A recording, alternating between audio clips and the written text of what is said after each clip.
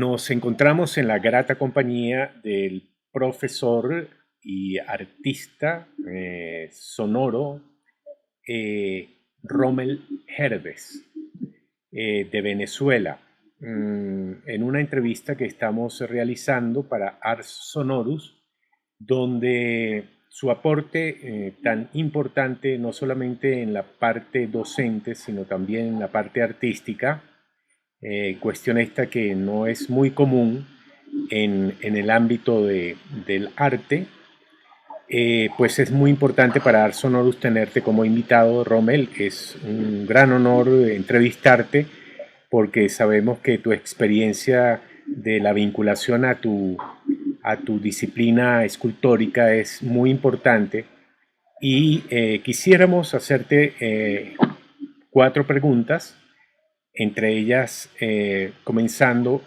¿cómo llegaste a la docencia y específicamente al arte sonoro? Bueno, profesor Jorge Gómez, muy agradecido por este espacio de intercambio, de investigación y bueno, y de renovación. Estoy muy agradecido por esto. Y bueno, comienzo a responder, ¿no? ¿Cómo llegué a la docencia y específicamente a la docencia en artes sonoros? Creo que desde el momento en que uno tiene unos maestros que son unos profesionales, no solamente de la materia, sino del espíritu, uno absorbe y eso le va a inquietar. Creo que desde el momento en que comencé y terminé en el área escultórica, me interesé por transmitir lo que estaba aprendiendo, ¿no? Y entonces luego eso, cuando te das cuenta que el proceso creativo del taller y el proceso eh, de la docencia no está para nada separado. O sea, una de las cosas que a veces uno puede temer es como que cuando se pare el ejercicio docente, la obra pudiera sufrir una falta de oxigenación, ¿no? Es una teoría que tengo yo. En algún momento eso puede pasar, ¿no? Si uno no hace un cambio como que sea análogo a la docencia. Entonces, llegar desde la docencia al arte sonoro, creo que en mi caso inició con una materia que daba en la universidad, bueno, que la estoy retomando ahorita nuevamente, que se llamó eh, ensamblaje e instalación. Dentro de la materia de ensamblaje e instalación, que tenía 4 partes, por ejemplo, el primer semestre era collage y ensamblaje, o sea, un semestre dedicarse a la vinculación de los problemas pictóricos y escultóricos, y un segundo semestre vinculado a un problema mucho más del cuerpo y de la espacialidad, en este caso de la instalación. Dentro de la instalación comencé a abrir, eso hace aproximadamente unos 5 años, comencé a abrir espacio para el estudio del sonido, ¿no? O sea, del sonido dentro de la espacialidad, o sea, esa conjunción espacio-tiempo, y luego me interesó sobre todo que los estudiantes entendieran qué era lo que era la instalación. O sea, a veces la instalación, la gente lo confunde con un objeto instalado en el espacio, no, la instalación como aquel objeto donde tú entras, ¿verdad? Y te conviertes en, siendo un sujeto en parte de ese objeto. Entonces, comencé a interesarme mucho por el problema espacio-temporal, hasta que luego ya hay una mayor conciencia del sonido, ¿no? En vinculación a ese espacio-tiempo. Entonces ahí comenzó, digamos, mi inquietud. Como estoy realizando un trabajo personal con la poesía sonora, con el paisaje sonoro y con algunos objetos sonoros, fue importante como también vincular esa investigación personal con la docencia, porque cuando uno asume, digamos, la práctica, el intercambio, y ve que los estudiantes están muy abiertos y tienen respuestas, uno dice, claro, estas son maneras de responder y uno también se oxigena. Luego después, bueno, cuando usted deja el área por viaje de la unidad curricular arte sonoro, eh, soy el responsable, ¿no?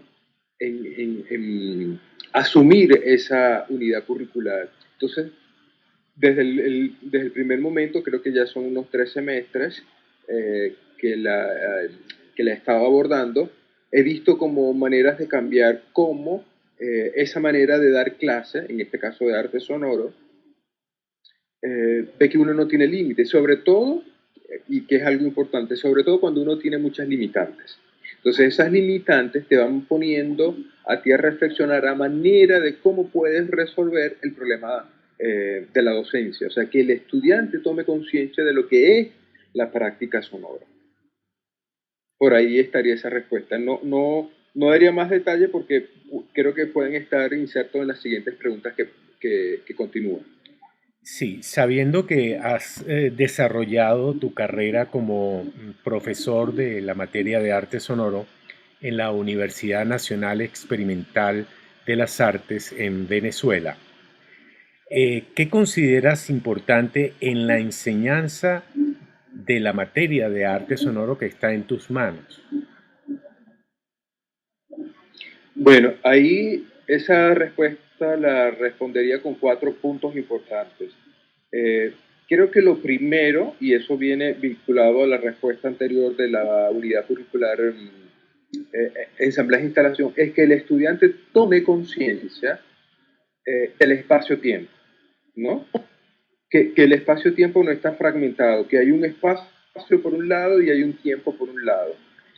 Para ellos no es fácil comprender esa unidad, ¿no? Espacio-temporal como una sola manera de vivirlo. Entonces, una vez que se han hecho prácticas para que ellos sientan, perciban, experimenten con la materialidad espacial, creo que estarían como ya preparados para un segundo elemento que eh, desde mi percepción, por supuesto, y desde lo que he ido aprendiendo con ellos, comprender 3 conceptos fundamentales vinculados a el espacio-tiempo, que es ruido, sonido y silencio. Una vez que ellos comprendan, en esencia, bueno, no es que comprendan, en que tengan una aproximación a estos 3 conceptos, ¿no? O sea, cómo pueden vivir el ruido, ¿no?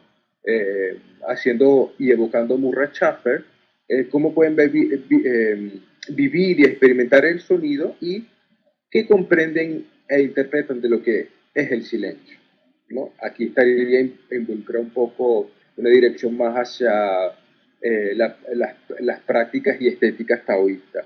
Después de esos 2 elementos, comprender que como seres humanos somos relaciones, ¿no? Relacionales. Y las relaciones involucran un concepto fundamental y central, porque si no hay la vivencia de ese concepto, que es la escucha, no hay relaciones, ¿no? Y entender la escucha y el escuchar no como una parte fisiológica, que es el oír, sino escuchar supone una profundización psicológica y espiritual, una atención de estar en conexión con eso otro. Entonces, luego de eso, eh, finalmente comprender que como seres humanos somos sonidos, ¿no? Cómo comprender de que o sea, la corporalidad al emitir un sonido, ¿verdad? Debe tener conciencia de que es sonido, evocando los libros sagrados, bíblicos, en el principio fue el sonido, o sea, fuimos nombrados, ¿no? Y creo que desde esos cuatro, desde esos 4 puntos de vista, creo que es importante como considerar la enseñanza del arte sonoro. Si no están esos digamos, conceptos y esas experiencias, no se puede llegar a la práctica sonora ni a las tecnologías, porque puede haber un virtuosismo y un buen manejo de la tecnología, pero desde mi punto de vista, si no se asumen estos 4 puntos, sería una cosa muy vacía, ¿no? Muy superficial, tal vez muy bien hecha, pero superficial. Y creo que sí es importante tocar estos 4 puntos que mencioné, ¿no?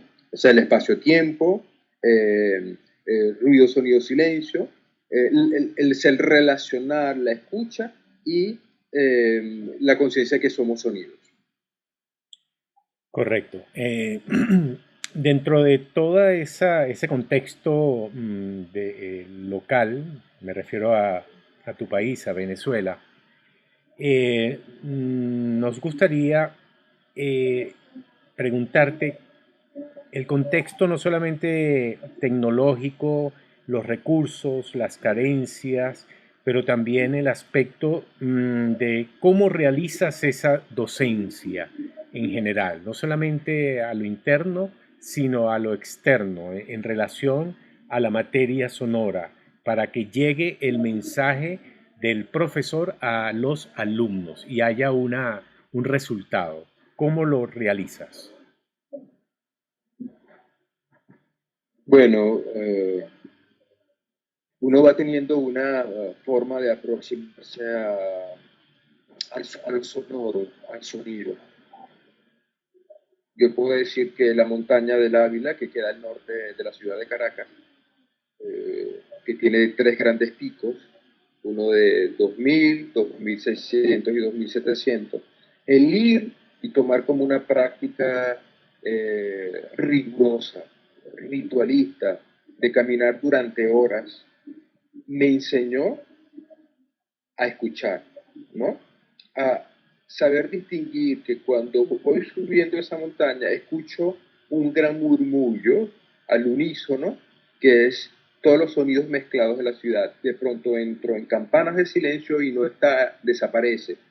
Esa relación con la montaña para mí fue fundamental para eh, saber cómo realizar las prácticas. ¿Por qué? Porque me disciplinó. Primero, a caminar en silencio, ¿no? Por eso decía lo de los tres conceptos. Segundo, estar atento a los sonidos, ¿no? Cómo esos sonidos me afectan. Y tercero, que ese tránsito me lleva a una experiencia del silencio, ¿no? De entrar en mí y comprender con mayor propiedad, ¿no? Cuando uno tiene, digamos, todas esas precariedades tecnológicas, uno puede decir, bueno, ellas pueden existir, pero eso no indica que yo no pueda desarrollar una práctica sonora. Entonces, aproximo a los estudiantes, ahí usted tiene como mucha responsabilidad dentro de todo el trabajo que desarrolló el tiempo que estuvo acá, en la Universidad Experimental de las Artes, con el antes de los tres que se hicieron y muchas otras actividades, la investigación, eh, las referencias, o sea, los artistas que han hablado, desde los dadaístas, Murray Schafer, John Cage, creo que es importante tener referentes. Segundo, hacer prácticas, ¿no? De paseos sonoros. Prácticas, he sumado como otras prácticas donde ellos comienzan a hacer ejercicios vocales teniendo como referencia a Kurt Schwitter, y a partir de Kurt Schwitter desarrollan ellos un trabajo personal, ¿no? Creo que es más o menos como he tenido algunas formas de realizarlo, y sobre todo de que ellos vayan teniendo la conciencia de que no es asumir una unidad curricular porque tienen que llenar un requisito, sino que cuando ellos salgan, esa materia los tocó y los toca porque el problema se centra en aprender a escuchar. Ahí tenemos, digamos, la bibliografía de Murray Schafer, ¿no? Todas esas prácticas en la naturaleza, bueno, todos esos ejercicios que ya habías propuesto en las clases de arte sonoro. Creo que el punto de partida es allí, que ellos aprendan a escuchar y es la única manera de dar un aporte, porque si no van a hacer un ejercicio, como ya decía antes, vacío, o sea, funciona, quedó chévere, pero no hay algo que les va a permitir a ellos continuar, o sea, que ellos se den cuenta, y eso es importante, que ellos se den cuenta que si el sonido los toca y ellos son conscientes del sonido, ellos van a desarrollar una práctica profunda, ¿no?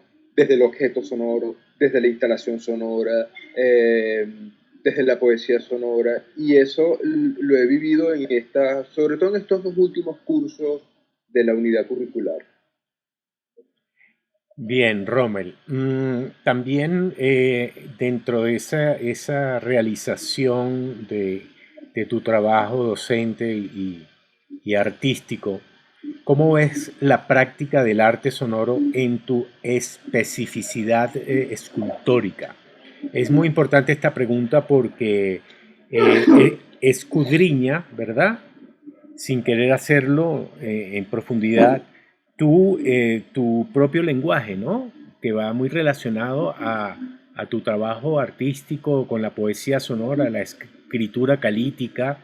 Eso me gustaría que lo ampliaras debidamente para la comprensión del público que está viendo en este momento tu, tu propuesta, ¿no? Me parece una pregunta compleja, necesaria y de gran interés. ¿Por qué? Hace poco tuve un encuentro con el profesor Javier Leber, eh, y Javier en su casa ha construido unas especies eh, de espacios arquitectónicos que ha agregado como, él ha agregado como esqueletos de piano, eh, él le llama cúpulas, ¿no? Creo que está muy vinculado a una vez que él visitó a Juan Félix Sánchez en el Tisure, ¿no? Lo comprendí yo después que vi unos videos que le hicieron a Juan Félix Sánchez. En ese momento en el que estamos en esa conferencia, cuando yo tengo que hablar de qué es lo que yo soy, ¿no? O sea, decir, yo soy escultor, yo soy investigador, artista sonoro, investigador, vi lo complejo que es responder la pregunta, porque supondría separar la práctica sonora de la práctica escultórica, de la práctica reflexiva, y es una unidad. Entonces, a la hora de uno decir yo soy esto, yo podría ser soy un artista multidisciplinario, ¿no? Porque al principio la escritura que he desarrollado como lenguaje y que he llamado calítica eran dibujos. Luego esos dibujos tomaron formas escultóricas en el espacio, ¿no? Las letras. Y luego voy intuyendo que esas letras tienen un sonido, ¿verdad? Y luego, bueno, esas letras salen los personajes al espacio a hacer acciones, luego surge todo un desarrollo de una narrativa donde todos esos elementos forman parte de ese mundo que yo he llamado ahora cosmo analítico, para no separarlo. Entonces, hoy que tuve una videoconferencia con Lucas Kuhn, un escultor alemán que vive en Montevideo, tuvimos una pequeña videoconferencia también, en su pieza que él tiene en Islandia, estas cúpulas donde hay unas eh, performancistas recitando un texto sonoro muy hermoso, él partía de decir que tenía la necesidad de que ese sonido fuera escultórico. Entonces ahí comprendí desde ese texto de él cómo todo el trabajo que uno pudiera estar haciendo en el taller, o sea, cuando yo estoy golpeando una piedra, cuando estoy golpeando el material, el yeso, que eso es parte de la misma escultura. Entonces ahí con esa parte que menciona él, yo le comentaba que nos aproximábamos. ¿Cómo espacializar ese sonido? ¿Cómo materializar ese sonido? Entonces ahí lo vemos que ya no puedo separar el objeto escultórico del objeto sonoro del objeto instalativo. Es una unidad. O sea, uno puede hablar como fragmento. Ahora, los materiales, es importante, citando a un artista, creo que es guatemalteco, de apellido Orellanas, Joaquín Orellanas, que ha creado toda una obra sonora y uno ve allí que todo ese trabajo que él está eh, interpretando, está de alguna manera haciendo conjunción a la hora de tocar los objetos que él ha creado, por ejemplo, una gran marimba, nos damos cuenta que comienza con la materialidad. O sea, esa materia que puede ser hierro, que puede ser aluminio, él hace un estudio de allí. Entonces vemos que todos esos objetos son escultóricos. Entonces estudia todo el sonido. En ese caso también puedo decir que desde el yeso me ha interesado no separar el objeto escultórico del yeso como propiamente un objeto sonoro. O sea, imagínate una pequeña cúpula, ¿no? Que pueda tener en la mano y con ella articular como amplificador. Esa cúpula, en el texto de la narración literaria, es un objeto arquitectónico que contiene sonido. Entonces, le decía a Lucas que ahí había habido otro encuentro y aproximación con su trabajo de investigación. De modo que no hay separación, por eso tengo la dificultad a la hora de mencionar, soy esto, soy aquello, lo otro. No, es toda una relación multidisciplinaria, donde el sonido de ese material se va a convertir en una experiencia sonora. No sé si le he respondido a la pregunta. Está muy claro, sí, Rommel. Respecto ya a tu experiencia total en relación a los campos interdisciplinares, ¿no? De la escultura, de la instalación, de la poesía sonora, que trabajas con ellos. ¿Cuál es tu apreciación personal del arte sonoro en la actualidad? Bueno, como bien tenemos claro, y desde que se acuñó el concepto de arte sonoro, los conceptos de tipología, vemos que en algunas partes hay ciertas confusiones todavía, ¿no? Con el concepto, ¿no? Por ejemplo, en estos días veía un post donde los músicos de la electroacústica tomaban a Luigi Russolo como un antecedente.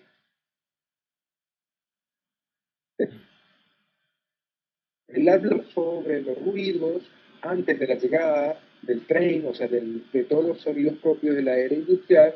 Uno puede, bueno, hay como una especie de nostalgia o como una reflexión o como ver cómo vivía el ser humano con esos sonidos.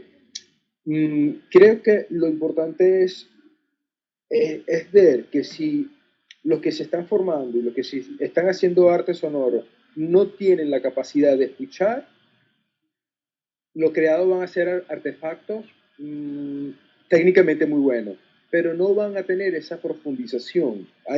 Eso es una de las cosas que a mí me inquieta y sobre todo con la multidisciplinaridad. Que el arte sonoro, bueno, pienso que yo hago esto, soy ingeniero, soy músico, incluso soy artista plástico y me pongo a experimentar y hago ruido y ya soy un artista sonoro. O como el artista que ya tiene la cámara de video o fotográfica, hace registro y ya es. Creo que es mucho más complejo, ¿verdad? Porque no puede separarse que esa práctica formal tiene una práctica también reflexiva, tiene una práctica también de un contenido espiritual.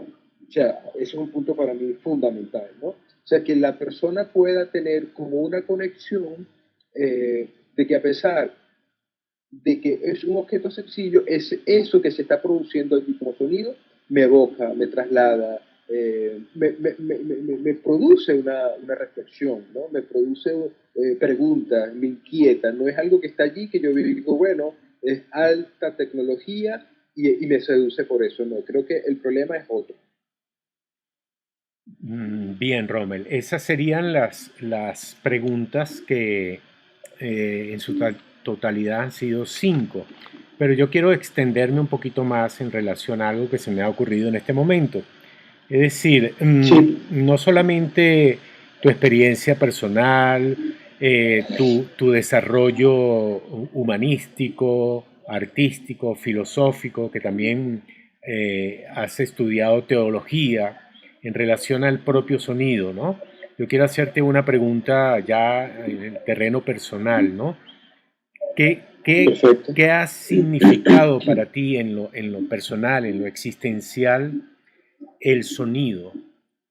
Y agrego algo que siempre es una constante y me he acordado en este momento en mis entrevistados. eh, ¿Qué sonido eres tú? ¿Qué sonido soy yo? Un sonido que resuena al infinito. Un sonido que no para, que no se detiene. Y la primera pregunta, Ese sonido. Ah, ¿perdón? y la primera pregunta, No la escuché porque hubo como sí, un un ruidito. bache. Sí, ¿Puedes repetírmela, por que favor? en lo existencial, ¿no? ¿Qué ha significado el sonido en tu propia vida, ¿no? En lo existencial. Sí. Bueno, es una pregunta también importante porque yo puedo decir, bueno, como escultor o como persona que se ha dedicado a escribir o a la docencia, yo pudiera hablar desde del sonido de una forma histórica, de una forma eh, desde lo acústico o desde la parte física, ¿no? Pero creo que desde ese punto existencial y teniendo toda la experiencia con la voz, o sea, no pensé que desde una escritura iba a llegar a trabajar la voz, tomar conciencia de que ese sonido que soy aliento, aliento que resuena, me transformó. Porque yo me decía, bueno, ese sonido que sale, ese aliento que sale, a la vez que sale me está transformando, ¿no? Me lleva, me trasciende. Me atrevo a decir que es trascendental. ¿Por qué? Porque me eleva. Y no solamente de lo que estoy viviendo en ese momento, sino que en una de las presentaciones que estuve en 2015 en México, sobre todo en México, tanto en Morelia como en la Universidad del Claustro, como en Tabasco, en la ciudad de Villahermosa, Tabasco, y una ciudad pequeña, creo que es un municipio que está ahí en el Estado de México que se llama Ocoyoacán. Personas se acercaron impresionadas a decirme el impacto que ese sonido que había emitido había tenido en ellos, que los había transformado. Una señora muy conmovida me dijo, ese sonido, ¿de dónde es? No es de este plano, no es de esta realidad.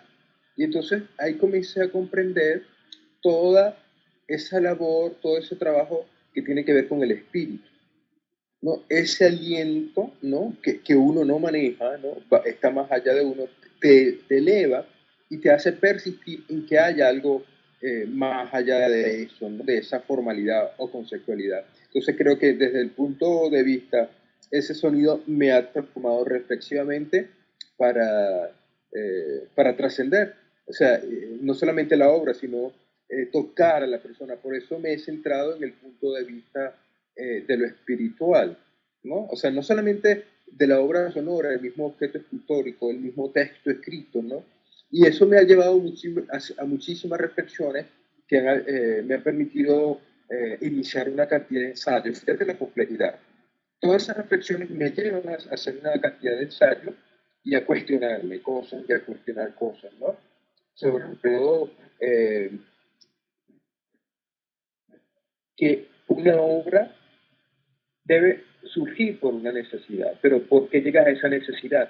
Porque estás buscando un cambio, porque estás buscando una trascendencia. Entonces, ese punto de vista existencial y esencial es trascendental. Está muy bien, Rommel. Sé que tu relación con el sonido tiene mucho de misticismo, ¿no? Y la palabra mística significa hacer silencio, ¿no? Guardar silencio, que está muy relacionado con tu escritura Sí, calítica, ¿no? Por eso mi pregunta, ¿no?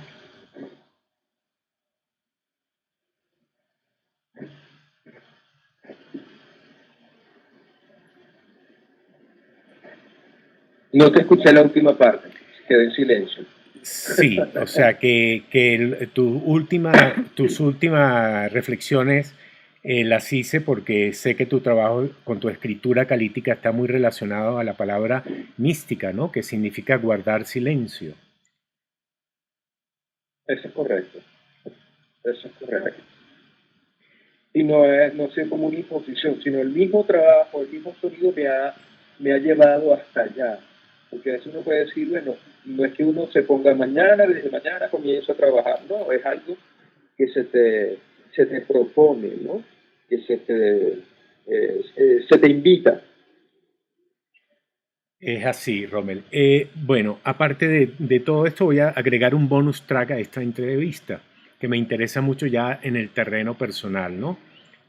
Dado que tú bien sabes, hemos estado en franca relación sonora en estas últimas décadas, ¿verdad? Ya son largos caminos que hemos transitado juntos y eh, como profesor de la materia de arte sonoro, en estos 2 últimos años que no nos hemos visto físicamente, sino virtualmente, ¿cómo ves tú el Ujú. panorama del arte sonoro en general en este momento en Venezuela, en el presente y en el porvenir, dadas las circunstancias que ya conocemos, sociopolíticas y todo lo demás? O sea, ¿qué nos tienes que decir con relación a el trabajo realizado en la Universidad Nacional Experimental de las Artes como profesor de arte sonoro en el contexto local y su posible desarrollo?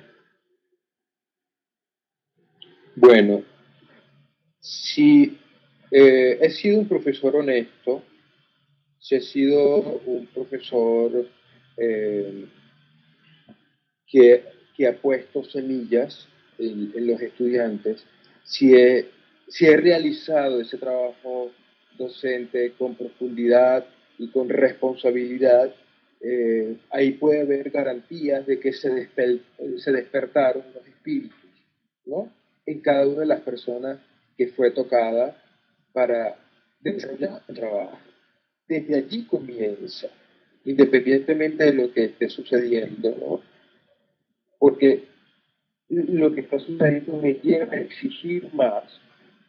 Si no hay esa responsabilidad, ese espíritu, esa exigencia, no va a pasar nada. Pero puedo garantizar de que se despertaron muchas almas, ¿no? A almas que si se van, donde vayan, van a tener la inquietud por los sonoros desde un punto de vista profundo, responsable y disciplinado. Entonces creo que eso sí es importante. Ahora, aunado a todo lo que está, a lo que sucede, creo que es importante que no se abandone. O sea, ahora, ¿cómo enseñarles a ellos que tienen que tener un entusiasmo?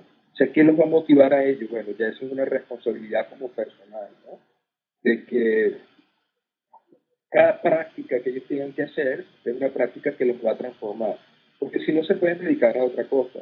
Entonces, ahí, si ellos han también sido honestos, sinceros en tomar esas prácticas como parte de su vida, va a haber buenos resultados. Si no es parte de su vida, bueno, entonces van a ser naufragios. Es es mi humilde opinión. Correcto, pero hacia lo externo de la universidad, ¿cómo ves el contexto en general de los otros artistas que están afuera de la universidad desarrollando? ¿Tienes alguna información? ¿Hay posibilidades de desarrollo en medio de toda esa circunstancia? Muy poco para no decir nada. Tal vez las personas que ya usted conoce, como Gil o Sandro, han estado haciendo actividades. Creo que Sandro tiene alguna exposición individual en el MAXUD.